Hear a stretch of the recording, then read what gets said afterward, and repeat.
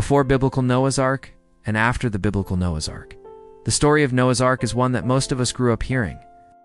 A man named Noah found favor in the eyes of God and was tasked with building an enormous vessel to preserve himself, his family, and two of every animal on earth, so that they may survive a great flood that will wipe out all other human life.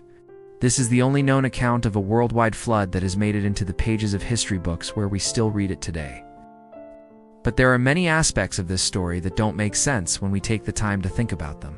And the more we think about them, the more we have reason to question if there could be something more to the story than just a simple biblical account. What we're going to do in this video is explore what the world would have been like before Noah's Ark, and what the world would have been like right after the destruction of the Great Flood. Let's get started. Before the Ark. First, let us talk about the condition of the world at the time. That Noah was busy constructing a massive boat for reasons that were far beyond his understanding. According to Genesis chapter 6, the world at this time was filled with violence and corruption. It says that the wickedness of man was great in those days, and that every inclination of the thoughts of the human heart was only evil all the time. It was at this point that God looked down on humanity and saw that it was corrupt, and that all human plans and thoughts were set on evil. So God said to Noah, "I am going to destroy them along with the earth. Make yourself an ark of gopher wood." This passage tells us two very important things. First being that prior to the building of the ark, mankind had become wicked. They were violent and corrupt, and their way of thinking was evil. The second thing this passage tells us is that not everyone was like this. We know that because God spoke to Noah and told him to build the ark, because he, unlike everyone else, was righteous. In fact, the Bible tells us that Noah was blameless among the people of his time, for Noah walked faithfully with God. So if there was such widespread corruption at this time in human history, why did God choose to speak to Noah about building a boat? Why did God tell Noah that he would be spared while the rest of the people would drown? Was Noah truly the only righteous person left on earth?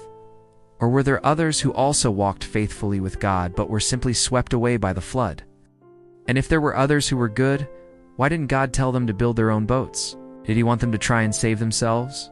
Or did he want them to put their faith in him? We also know from the Bible that before the flood, the average lifespan of a human was around 900 years old. This means that the majority of the population at the time of the flood were fully grown adults, who had lived long lives and experienced many generations. Think about how much knowledge was lost when God decided to wipe out all of these people. When the flood happened, all of that knowledge went with them. All of the art, the inventions, the tools, the buildings, everything that was created by those people was washed away by the water. In a matter of seconds, God transformed the world. The skies opened up and rain poured down like never before. Within a few short days, the mountains were covered and the highest peaks were barely visible above the water. Within a week, the entire world became a giant ocean, with humans, animals, and plants becoming food for the sea creatures.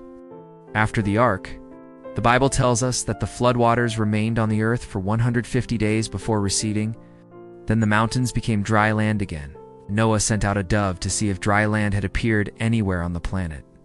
The dove returned with an olive leaf in its mouth, signifying that there was now dry land somewhere on the planet. 8 days later, he sent the dove out again, but it did not return. And after another 7 days, Noah sent the dove out a third time, and it did not return.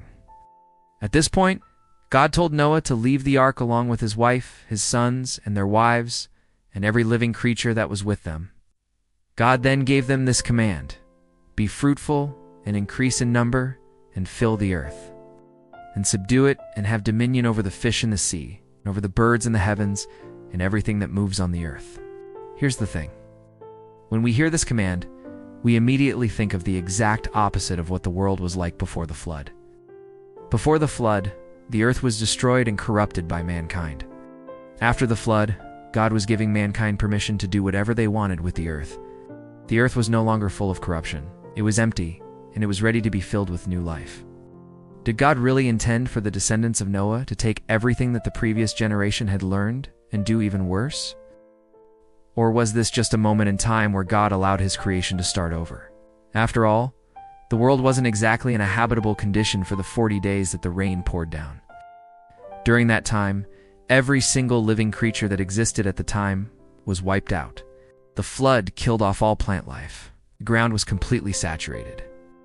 And when the flood finally receded, the earth needed time to dry out. But according to the Bible, after the floodwaters receded, the ground was immediately dry and the sun was shining. In less than a year, Noah and his family had built a boat. And shortly after that, God told them to come out of the boat and repopulate the earth. Does this mean that within a few months of the flood happening, the earth was back to normal? Was it really that easy for the world to recover from such a catastrophic event? There are a lot of questions that we can ask when trying to understand the story of the Great Flood, but there aren't any real answers to be found. There are a lot of skeptics out there who say that the story of the Great Flood couldn't possibly be true. But at the same time, there are people who believe that this is the single greatest event that has ever happened to our planet. And that's the thing.